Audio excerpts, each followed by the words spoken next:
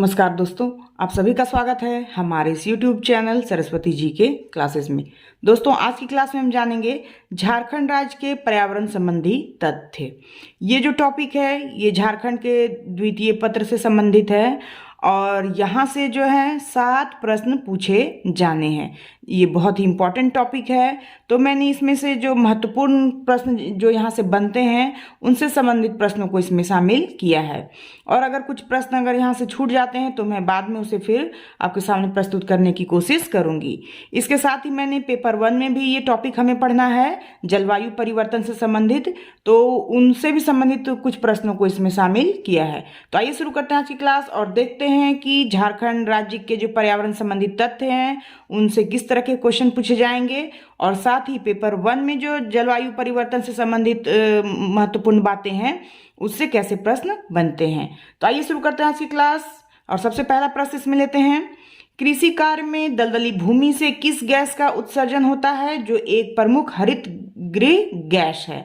तो कृषि कार्य में जो दलदली भूमि होती है उस दलदली भूमि से किस गैस का उत्सर्जन होता है, तो उससे मीथेन गैस का उत्सर्जन होता है। और ये जो है मीथेन गैस प्रमुख हरित गृह गैस भी कहलाता है, यानी कि जो प्रमुख हरित गृह गैस है उसमें से एक मीथेन का भी नाम आता है। तो ये इंपॉर्टेंट क्वेश्चन है, हो सकता है ऐसा पूछ दिया जाए कि जो कृषि कार्य में जो दलदली भूमि होती है उससे किस प्रकार के गैस का उत्सर्जन होता है, तो मीथेन का उत्सर्जन होता है। मीथेन किस प्रकार का गैस है, तो ये एक प्रमुख हरित गृह गैस है। नेक्स्ट है, किसके प्रभाव स्वरूप उष्णकटिबंधीय चक्रवात की आवृत्ति एवं तीव्रता में वृद्धि होती है जिससे तटीय तथा तटों से संबंधित क्षेत्रों में चक्रवातीय वर्षा होती है। तो ये कौन से कारक हैं जिसके प्रभाव स्वरूप उष्णकटिबंधीय चक्रवात की आवृत्ति और तीव्रता में वृद्धि होती है और जिससे तटीय तथा तटों से संबंधित क्षेत्रों में चक्रवातीय वर्षा होती है जो कि बहुत ही नुकसानदेह होती है। तो ये किसका प्रभाव है, तो ये प्रभाव है भूमंडलीय ऊष्मन का। भूमंडलीय ऊष्मन के कारण ही जो है उष्णकटिबंधीय चक्रवात की आवृत्ति एवं तीव्रता में वृद्धि होती है जिसके कारण तटीय तथा तटों से संबंधित क्षेत्रों में चक्रवातीय वर्षा होती है। और ये हम लोग देखते हैं कि प्रत्येक वर्ष जो बंगाल की खाड़ी में जो चक्रवाती वर्षा होती है उसका प्रभाव जो है वो हमारे झारखंड राज्य पर भी पड़ता है, जिसके परिणाम स्वरूप क्या होता है कि कई बार हमारे झारखंड में भी जान माल की अपार हानि होती है। फिर नेक्स्ट है, क्लोरोफ्लोरोकार्बन की मात्रा में वृद्धि के परिणाम स्वरूप ओजोन मंडल का ह्रास हुआ है जिसे किस नाम से जाना जाता है, तो क्लोरोफ्लोरोकार्बन की मात्रा में वृद्धि हुई है जिसके परिणाम स्वरूप जो ओजोन मंडल है उसका ह्रास हुआ है और होता ही जा रहा है। इसे किस नाम से जाना जाता है, तो ये ओजोन क्षरण कहलाता है। क्या कहलाता है, ओजोन क्षरण। फिर नेक्स्ट है, वर्तमान समय में मानव समुदाय को त्वचा कैंसर, मोतियाबिंद तथा आंख व त्वचा से संबंधित अन्य बीमारियों का सामना करना पड़ रहा है। इसके लिए कौन जिम्मेदार है, तो ये जो होता है हम लोगों में या मानव समुदाय में त्वचा कैंसर या मोतियाबिंद या आंख या त्वचा से संबंधित बहुत तरह की बीमारियां जिसका सामना आजकल के लोग जो है वो कर रहे हैं, तो इसके लिए कौन जिम्मेदार है, वे कौन से कारण हैं जिसकी वजह से ये हो रहा है, तो ये ओजोन क्षरण के कारण ही होता है। ओजोन क्षरण के कारण ही त्वचा का कैंसर, मोतियाबिंद, आंख और त्वचा से संबंधित अन्य बीमारियां जो है वो हो रही हैं आजकल। फिर नेक्स्ट है, अम्लीय वर्षा के लिए प्रमुख रूप से कौन जिम्मेदार है, तो अम्लीय वर्षा के लिए प्रमुख रूप से जिम्मेवार है कौन, तो सल्फर तथा नाइट्रोजन ऑक्साइड की वायुमंडल में बढ़ती मात्रा। सल्फर तथा नाइट्रोजन ऑक्साइड की जो मात्रा बढ़ती जा रही वायुमंडल में, इसी की वजह से अम्लीय वर्षा का प्रभाव जो है वो बढ़ता जा रहा है। और इस अम्लीय वर्षा के दुष्परिणाम हो रहे हैं, वो दुष्परिणाम कौन से हैं, तो मृदा की जो अम्लीयता में वृद्धि हो रही है जिसकी वजह से मृदा की उर्वरता की शक्ति जो है वो घटती जा रही है। साथ ही जल प्रदूषण हो रहा है जिसकी वजह से जो जलीय पारिस्थितिकी तंत्र है उस पर भी प्रतिकूल प्रभाव पड़ रहा है और इससे जैव विविधता में ह्रास हो रहा है। और ऐतिहासिक इमारतों में जो रासायनिक परिवर्तन के फलस्वरूप जो है वो क्षरण हो रहा है अम्लीय वर्षा से। तो ये सभी प्रभाव हो रहे हैं किसका, तो अम्लीय वर्षा का। और अम्लीय वर्षा क्यों हो रहा है, तो सल्फर तथा नाइट्रोजन ऑक्साइड का जो वायुमंडल में मात्रा में जो वृद्धि हो रहा है उसकी वजह से हो रहा है। तो एग्जाम से ऐसा क्वेश्चन पूछा जाता है कि अम्लीय वर्षा में कौन प्रमुख रूप से जिम्मेवार है, तो यह है सल्फर तथा नाइट्रोजन ऑक्साइड। नेक्स्ट क्वेश्चन है, वैश्विक स्तर पर दिन तथा रात में कितने डेसिबल से अधिक ध्वनि को मानवीय स्वास्थ्य हेतु अनुपयुक्त माना जाता है।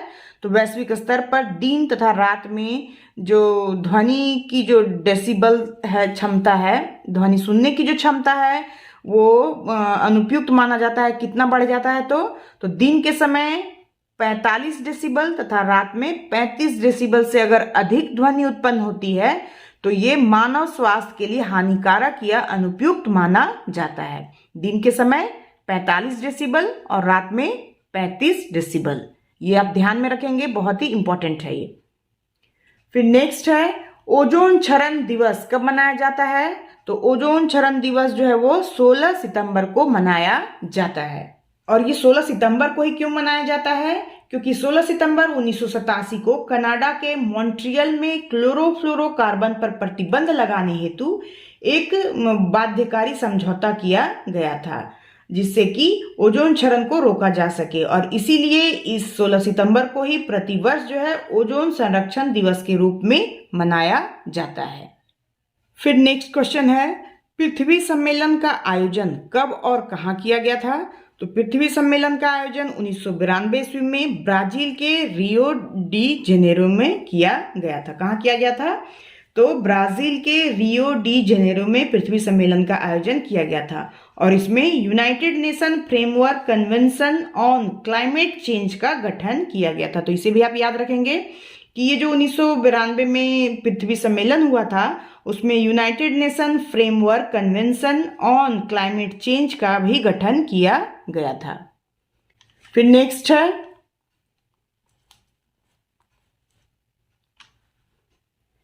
जलवायु परिवर्तन सम्मेलन का पहला आयोजन कब और कहाँ किया गया था। तो जो जलवायु परिवर्तन सम्मेलन का पहला आयोजन है वो किया गया था 1972 ईस्वी में। कहाँ, तो स्वीडन की राजधानी स्टॉकहोम में।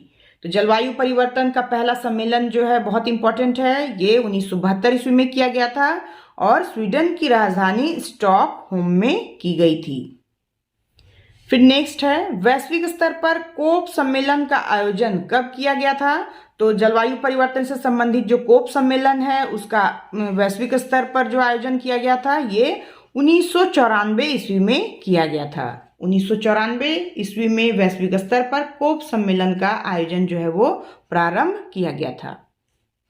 फिर नेक्स्ट है, क्योटो प्रोटोकॉल समझौता सम्मेलन कब किया गया था। तो ये क्योटो प्रोटोकॉल समझौता सम्मेलन है, इसका आयोजन 1997 ईस्वी में किया गया था। किस लिए किया गया था, तो कार्बन उत्सर्जन की कटौती को लेकर ये समझौता जो है वो किया गया था। और चूंकि ये जापान के क्योटो में हुआ था इसलिए इस सम्मेलन का नाम क्योटो प्रोटोकॉल रखा गया 1997 ईस्वी में। फिर नेक्स्ट है, झारखंड में किसकी सहायता से एक राज्य जलवायु केंद्र की स्थापना की गई। तो झारखंड में जो एक राज्य जलवायु केंद्र की जो स्थापना की गई है वो की गई है किसकी सहायता से, तो संयुक्त राष्ट्र विकास कार्यक्रम, जिसका शॉर्ट फॉर्म है UNDP। ये क्वेश्चन जो है 6th JPSC में पूछा गया था, इसलिए मैंने इसे इसमें शामिल किया है कि जो राज्य जलवायु केंद्र की स्थापना की गई थी झारखंड में वो किसकी सहायता से की गई थी, तो संयुक्त राष्ट्र विकास कार्यक्रम की सहायता से, यानी कि UNDP की सहायता से राज्य जलवायु केंद्र की स्थापना झारखंड में की गई थी। फिर नेक्स्ट क्वेश्चन है, 2013 ईस्वी में जलवायु परिवर्तन पर झारखंड कार्य योजना का प्रकाशन किया गया। इस रिपोर्ट के अनुसार झारखंड का कौन सा जिला सर्वाधिक संवेदनशील जिला है।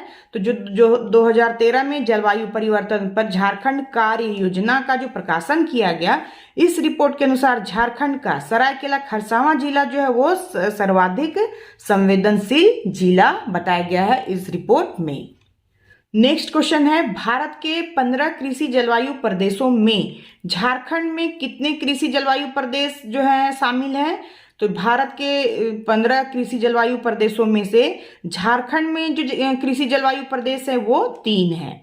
यानी कि यहाँ 2 तरह के क्वेश्चन जो है वो महत्वपूर्ण है कि सबसे पहला पेपर 1 में पूछा जा सकता है कि भारत के कितने जलवायु प्रदेशों में भारत को बांटा गया है। तो भारत को 15 कृषि जलवायु प्रदेशों में बांटा गया है। इन 15 में से कितने जलवायु प्रदेश जो है वो झारखंड में है? तो इन 15 में से झारखंड में कितने हैं? तो 3 कृषि जलवायु प्रदेश जो है वो झारखंड में पाए जाते हैं भारत के 15 जलवायु प्रदेशों में से। और वे 3 कौन कौन से हैं? तो वे 3 हैं मध्य एवं उत्तर पूर्वी पठारी उप कृषि जलवायु प्रदेश, ये पहला हो गया। दूसरा हो गया पश्चिमी पठारी उप कृषि जलवायु प्रदेश, तथा तीसरा हो गया दक्षिणी पूर्वी पठारी उप कृषि जलवायु प्रदेश। तो ये 3 जलवायु प्रदेश कृषि जलवायु प्रदेश हैं जो कि हमारे झारखंड में पाए जाते हैं। भारत में 15 कृषि जलवायु प्रदेश और झारखंड में 3 जलवायु प्रदेश। ठीक है, अब हम आगे देखते हैं। नेक्स्ट है, झारखंड में गिद्ध की 3 प्रजातियां पाई जाती हैं जिनकी संख्या में कमी आ रही है। इसकी विलुप्तता का क्या कारण है? तो झारखंड में गिद्ध की जो प्रजातियां पाई जाती हैं उनकी संख्या में लगातार जो है वो कमी हो रही है। तो इसका क्या कारण है? इसकी विलुप्तता का क्या कारण है? तो इसकी विलुप्तता का कारण है डाइक्लोफेनेक दवा, जो कि एक दर्द निवारक दवा है जिसका प्रयोग पशुओं पे किया जाता है। इसके प्रभाव स्वरूप ही गिद्धों की संख्या में जो है कमी लगातार बनी हुई है। फिर नेक्स्ट क्वेश्चन है, झारखंड में ठोस कचरा पर आधारित बिजली उत्पादन हेतु संयंत्र लगाने हेतु किस देश की कंपनी के लिए सहमति प्रदान की गई है? तो झारखंड सरकार की ओर से झारखंड में ठोस कचरा पर आधारित बिजली उत्पादन हेतु जो संयंत्र लगाने की जो सहमति दी गई है वो किस देश के लिए दी गई है? तो वो जापान के लिए दी गई है। और जापान की कौन सी कंपनी के लिए? तो हिताची कंपनी के लिए। यानी कि झारखंड में ठोस कचरा पर आधारित बिजली उत्पादन हेतु संयंत्र लगाने हेतु जापान के हिताची कंपनी के लिए सहमति प्रदान की गई है झारखंड सरकार की तरफ से। बहुत ही इंपॉर्टेंट है, ये एग्जाम से पूछा जा सकता है। जापान की कौन सी कंपनी है? तो जापान की हिताची कंपनी है। ठोस कचरा से क्या करेगी? तो बिजली उत्पादन करने का संयंत्र लगाएगी हमारे झारखंड में। फिर नेक्स्ट क्वेश्चन है, झारखंड राज्य में प्रदूषण नियंत्रण तथा इससे संबंधित मामलों पर नियंत्रण हेतु झारखंड राज्य प्रदूषण नियंत्रण बोर्ड JSPCB की स्थापना कब की गई? तो ये जो JSPCB है यानी कि झारखंड राज्य प्रदूषण नियंत्रण board, Jharkhand state pollution control board, इसकी स्थापना कब की गई? तो 2001 ईस्वी में इसकी स्थापना की गई है। फिर नेक्स्ट क्वेश्चन है, झारखंड नवीकरणीय ऊर्जा विकास एजेंसी JREDA का गठन कब किया गया है? तो ये जो JREDA है इसका फुल फॉर्म है Jharkhand renewable energy development agency. तो इसका गठन कब किया गया है? तो इसका गठन 2001 ईस्वी में किया गया है। और इसका जो मेन उद्देश्य है वो क्या है? तो इसका मेन उद्देश्य है नवीकरणीय ऊर्जा स्रोतों के विकास को प्रोत्साहित करना, जिसकी वजह से झारखंड नवीकरणीय ऊर्जा विकास एजेंसी का गठन किया गया 2001 ईस्वी में। नेक्स्ट है, झारखंड ऊर्जा नीति जिसका मुख्य उद्देश्य गैर परंपरागत ऊर्जा स्रोतों के विकास को प्रोत्साहित करना है की घोषणा कब की गई? तो झारखंड ऊर्जा नीति की घोषणा कब की गई है जिसका उद्देश्य है गैर परंपरागत ऊर्जा स्रोतों के विकास को प्रोत्साहित करना? तो इसकी स्थापना की गई थी 2012 ईस्वी में। हो सकता है एग्जाम से क्वेश्चन पूछ दिया जाए कि झारखंड ऊर्जा नीति कब बनी थी या इसकी घोषणा कब की गई थी? तो 2012 ईस्वी में की गई थी। इसका मुख्य उद्देश्य क्या है? तो इसका मुख्य उद्देश्य गैर परंपरागत ऊर्जा स्रोतों के विकास को प्रोत्साहित करना। फिर नेक्स्ट क्वेश्चन है, झारखंड सरकार द्वारा जल संसाधनों के उचित प्रबंधन हेतु झारखंड राज्य जल नीति कब लागू की गई? तो झारखंड सरकार द्वारा जल संसाधनों के उचित प्रबंधन हेतु झारखंड राज्य जल नीति 2011 ईस्वी में लागू की गई। कब लागू की गई है? तो 2011 ईस्वी में झारखंड जल नीति, झारखंड राज्य जल नीति जो है 2011 ईस्वी में लागू की गई। एक और इम्पॉर्टेंट क्वेश्चन है जिसको कि मैं पहले लिखना भूल गई थी, तो मैंने इसे बाद में ऐड किया है। तो ये क्वेश्चन है, भारतीय कृषि में जलवायु परिवर्तन नॉलेज नेटवर्क की शुरुआत किस वर्ष की गई? तो भारतीय कृषि में जलवायु परिवर्तन नॉलेज नेटवर्क की शुरुआत जो है वो 2003 ईस्वी में की गई थी। ठीक है, तो ये थे कुछ महत्वपूर्ण प्रश्न झारखंड राज्य के पर्यावरण संबंधी तथ्य से तथा पेपर 1 के जलवायु परिवर्तन से भी संबंधित। यहाँ से एक ना एक क्वेश्चन जो है एग्जाम में जरूर ही पूछे जाएंगे। वैसे तो यहाँ से 7 प्रश्न बनते हैं और इन 7 प्रश्नों में से कितने प्रश्न यहाँ से टैली कर जाएंगे कहना मुश्किल है, लेकिन मैंने उन सभी महत्वपूर्ण तथ्यों को इसमें शामिल करने की कोशिश की है। और अगर कुछ छूट भी गया है तो मैं उसे बाद में फिर से कवर करने की कोशिश करूंगी। तो आज के लिए बस इतना ही। नेक्स्ट वीडियो में हम फिर मिलते हैं, तब तक के लिए धन्यवाद। जय हिंद, वंदे मातरम।